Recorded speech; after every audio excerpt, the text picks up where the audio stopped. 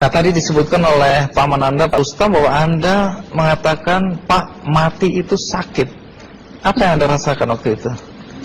Rasa dada sesak, itu sakitnya tuh seperti ditusuk pedang, terus seperti kulit binatang Dikuliti gitu? dikuliti hidup-hidup. Sakit sekali waktu itu Sakit rasanya? sekali. Terus di dada saya terasa sesak. Setelah itu paman saya mengajar saya mengucap kalimat thayyibah, terus mengucap doa kalimat syahadat, asyhadu an la ilaha illallah wa asyhadu anna muhammadar rasulullah. Apa betul waktu roh Anda itu dicabut dari kaki itu, Iya. Anda bisa melihat jasad Anda? Sempat saya melihat jasad saya pada waktu itu, tapi sebentar. Setelah itu saya dibawa pergi oleh dua orang malaikat ini. Dan pada waktu itu saya ingin ketemu sama ayah saya. Kebetulan ayah saya sudah meninggal. Dan suatu ayah saya meninggal, dia berusia 55 tahun. Setelah saya ketemu di sana, dia tuh berusia muda. Kok muda? Berusia 17-20 saya perkira. Anda sempat ngobrol dengan ayah? Sempat. Apa yang Anda sampaikan? Waktu itu ayah nangis. Ayah saya bilang, kenapa kamu kesini nak? Pulanglah, di rumah tidak ada orang. Kasihan lihat ibumu dan adik-adikmu. Tidak ayah, janjiku sama Allah sudah sampai. Dan pada waktu itu ayah saya menangis.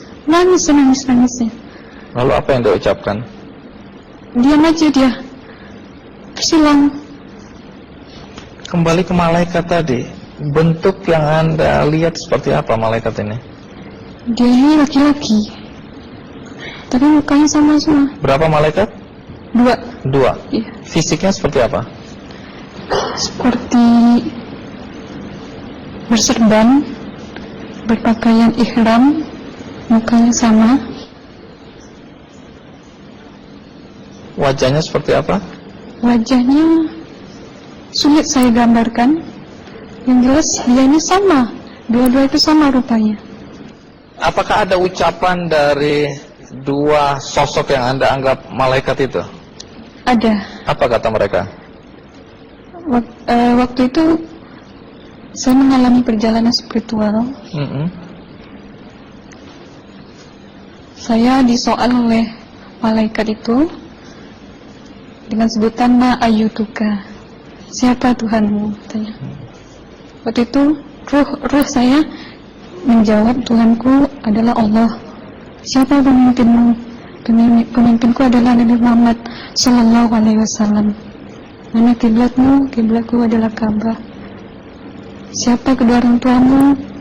Siapa saudara maramu? Terus saya diperjalankan.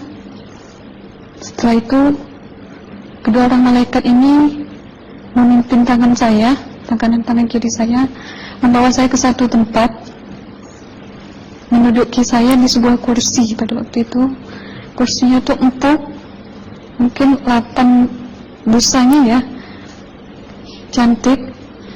Terus di sana saya duduk. Di sebelah kanan saya ada tiba-tiba berwujud seorang perempuan. Dia mengaku amal. Kamu siapa? Kata saya. Aku adalah amalmu semasa kamu hidup di atas dunia. Dan selama kamu di sini, saya akan menemanimu sampai yaumul akhir, itu katanya. Dan pada waktu itu saya melihat perempuan-perempuan solehah berpakaian muslimah, berkerudung, mencium pipi kanan, pipi kiri. Mungkin salam perkenalan pertama waktu menduduki di situ. Setelah itu saya dihijrahkan lagi, dibawa oleh dua orang malaikat ini lagi, melihat dosa-dosa besar ya. Di sana saya diperlihatkan ada seorang laki-laki memikul besi di bahunya. Saya perkirakan besi itu mungkin beratnya tuh berton kali ya. Berat sekali ya. Berat sekali. Terus dia berjalan nggak sampai-sampai ke tujuannya. Berlumuran darah nanah, baunya na'udzubillah min dzalik. bajunya tuh sobek-sobek. Waktu itu roh saya disaksikan oleh Amal. Saya tanya kepada Amal, roh tanya sama Amal, wahai Amalku, dosa apakah yang manusia ini lakukan sewaktu ia hidup di atas dunia? Amal menjawab pada waktu itu, sewaktu manusia ini di atas dunia, dia ini adalah menyantet orang, meneluh orang, sehingga dia berjalan nggak sampai yaumul akhir, katanya. Yang kedua, saya melihat ada seorang laki-laki saling bunuh-membunuh. Sebentar kayak gitu lagi. Waktu itu, sewaktu manusia ini hidup di atas dunia, dia adalah seorang pembunuh, hingga dia tidak mau bertanggung jawab terhadap orang yang dibunuhnya. Terus yang ketiga, saya melihat ada seorang laki-laki dihujam kemaluannya pakai besi panas, timah panas itu ya, hingga menembus. Waktu itu roh bilang sama Amal, wahai Amalku, dosa apakah yang manusia ini hidup di atas dunia? Amal waktu itu menjawab, sewaktu manusia ini hidup di atas dunia, manusia ini adalah seorang perzina. Setelah itu saya melihat ada seorang laki-laki disebati oleh rotan. Rotannya itu menyebati kulitnya tuh hingga lepas daging sama kulitnya. Itu Amal menjawab, sewaktu manusia ini hidup di atas dunia, dia ini tidak pernah sholat Islam. Hingga waktu matinya pun dia tidak mengucap 2 kalimat syahadat. Dan pada waktu itu roh sama Amal sempat menghafiz Quran pada waktu itu dengan harapan supaya orang manusia yang Allah siksakan ini bisa terampuni dosanya. Jadi masih sempat waktu itu ya? Iya, roh sama Amal yang menghafizkan. Menghafiz Quran, bertahzim, bersalawat, baca ayat 1000 dinar, membaca Yasin. Tapi sayang, bahkan tambah banyak Allah tidak mengampuni dosa-dosa mereka, sayangnya. Setelah itu, akhirnya yang terakhir kali berzikir. Zikir saya pada waktu itu, subhanallah, walhamdulillah, wa la ilaha illallah, wallahu akbar, la haula wa la quwwata illa billahil aliyyil azim. Sekuat-kuatnya nada saya berteriak. Tiba-tiba saya merasakan detik jantung ya. Waktu itu mungkin paman saya yang menyaksikan. Itu saya koma. Disitulah sebenarnya Anda kembali ke jasad ya? Iya. Benar. Jadi banyak sekali Anda menyaksikan kejadian-kejadian di alam sana ya. Nah, menarik karena waktu kami menghubungin Mbak Aslina, pada dasarnya Mbak Aslina keberatan menceritakan kembali kisahnya. Tapi kalau toh akhirnya Anda mau sampai di sini dan Anda sudah bercerita, apa harapan Anda pada orang-orang yang mendengarkan kisah ini? Ya, harapan saya pertama, ya lebih banyak mumpung menyambut puasa ya, lebih banyak mendekat diri aja sama Allah, perbanyakkan amalan soleh, perbanyakkan zikir, perbanyakkan sholawat, baca Quran, dan sebagainya. Itu harapan Anda ya? Iya. Baik, terima kasih Mbak Aslina ya, sudah datang dari Bengkalis untuk menceritakan kisah ini.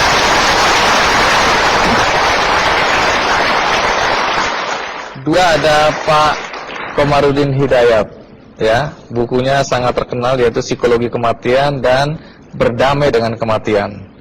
Ini menarik karena di buku pertama itu secara jelas Pak Komarudin mengatakan bahwa dia mewawancarai orang-orang yang pernah mati suri.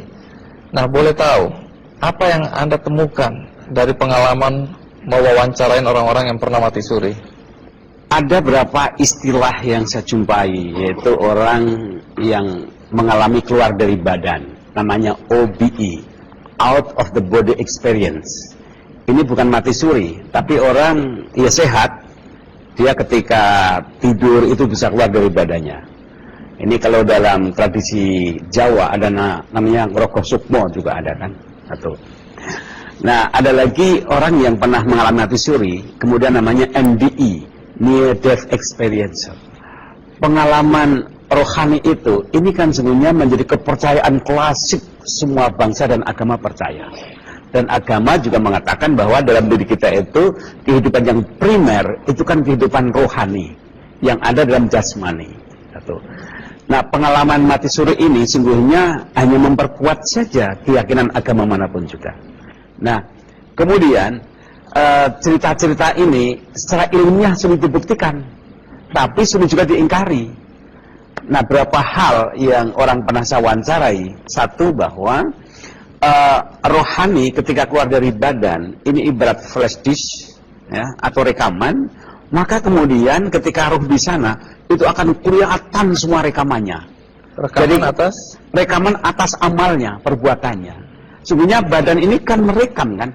Kalau untuk membuktikan bahwa kita merekam, itu tidak usah sampai mati pun kita bisa membuktikan bahwa tubuh, lidah itu merekam semuanya. Nah, ketika rekamannya itu bagus, maka kemudian akan memberikan satu fasilitas yang nyaman, yang indah sekali. Seperti yang diceritakan mungkin saudari Aslina itu. Tapi sebaliknya, kalau rekamannya itu negatif, maka pengalaman rohaninya itu juga sengsara. Ibarat orang mimpi. Ketika mimpi, sebelumnya itu indah hidupnya, maka mimpinya akan indah. Tapi kalau sebelumnya itu sengsara, maka mimpinya sengsara. Kira-kira sederhananya seperti itu. Tapi pesan moralnya dari sekian banyak yang saya wawancarai, itu satu gini. Bahwa orang umumnya itu berubah total karena dia yakin bahwa hidup ini ternyata tidak selesai dan kematian, bahwa nanti ada kelanjutannya. Jadi ada hukum sebab akibat. Maka sekian banyak orang yang merasa wawancarai yang tadinya tidak bayar pajak jadi bayar pajak, ya kan? Dan orang-orang yang merasa menang perkara karena nipu orang, dia kemudian dia malu, dia bertobat, sehingga berusaha dia untuk selalu membuat rekaman kebaikan untuk hidupnya. Nah, ini bagi saya itu believe it or not, tapi ternyata sekian banyak orang yang saya wawancarai itu betul-betul berubah hidupnya. Luar biasa. Ya. Oh, terima kasih Mas Kamarudin.